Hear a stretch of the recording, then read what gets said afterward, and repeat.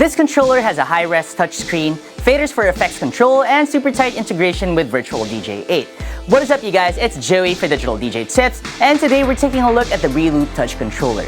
This was announced right before the 2017 BPM show, and we had a chance to do a quick hands-on video back then, but right now we're going to give you the full review of this unit, which is one of the very few DJ controllers tailor-made for Virtual DJ 8. Don't forget to give this video a thumbs up or a like if you dig it so we can continue making more stuff like this.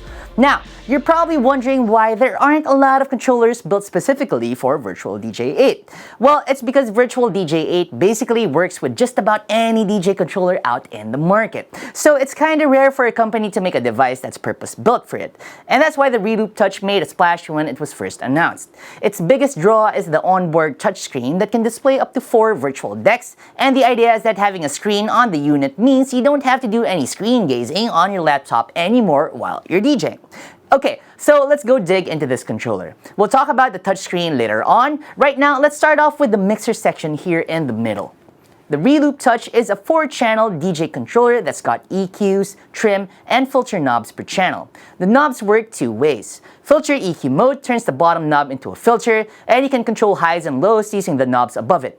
In 3-band mode, the bottom knob turns into a control for the lows, turning the 2 knobs above it into highs and mids. You can select which mode you prefer to use using the EQ mode switch in the center of the unit.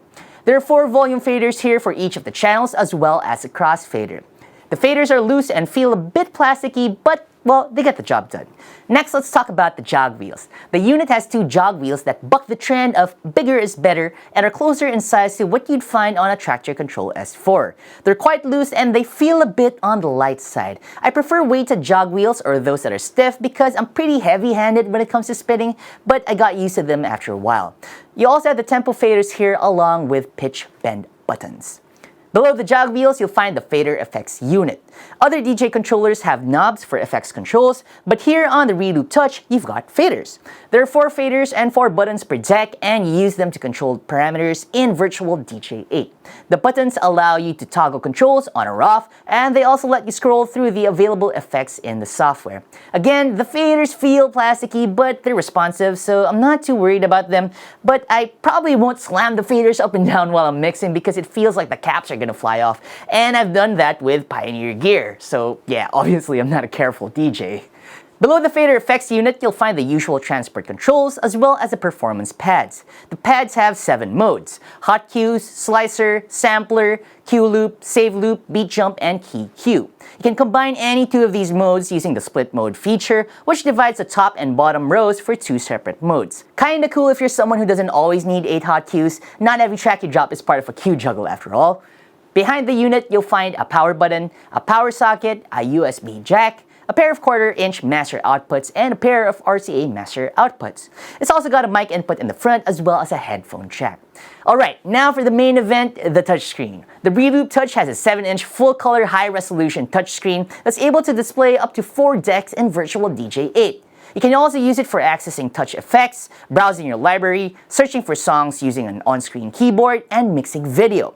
The screen looks pretty decent, like what you'd expect on a modern smartphone or tablet. It's no iPhone X or Galaxy S9 though, but well, that's okay.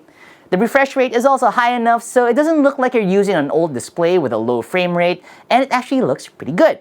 Again, kinda like a smartphone or a tablet. The Reloop Touch comes with its own special version of Virtual DJ 8, which has its own custom graphics interface optimized for the touchscreen.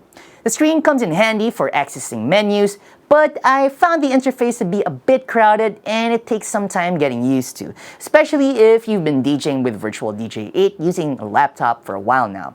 The QWERTY keyboard is useful for searching for tracks, but it still could be a bit faster and more intuitive. At the moment, it's still kinda clunky. It just makes me want to do my search on my laptop instead.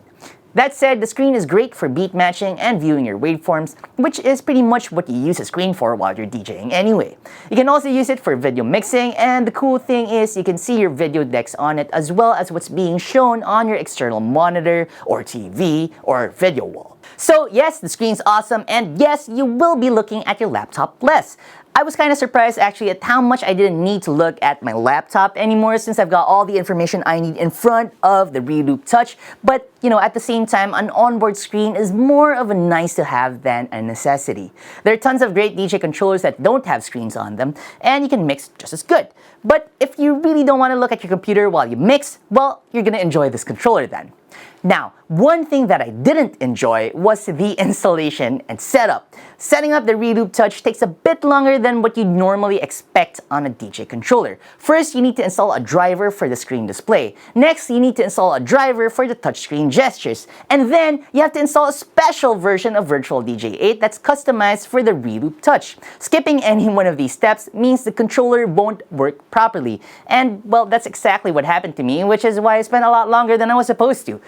If you've got an existing Virtual DJ 8 installation, you're still gonna need to use the version that ships with the Reloop Touch. Overall, the Reloop Touch is a decent controller and will appeal to virtual DJ users who are looking for a mid-tier 4-channel device and who are tired of looking at their laptops while they DJ.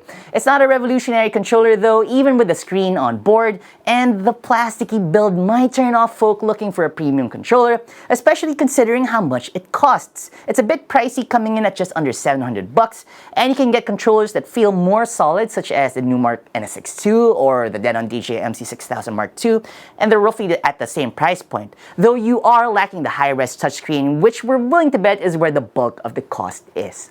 That said, the Reloop Touch is very fun to use, and DJs who spin with video will appreciate having the ability to view footage and control effects via the screen.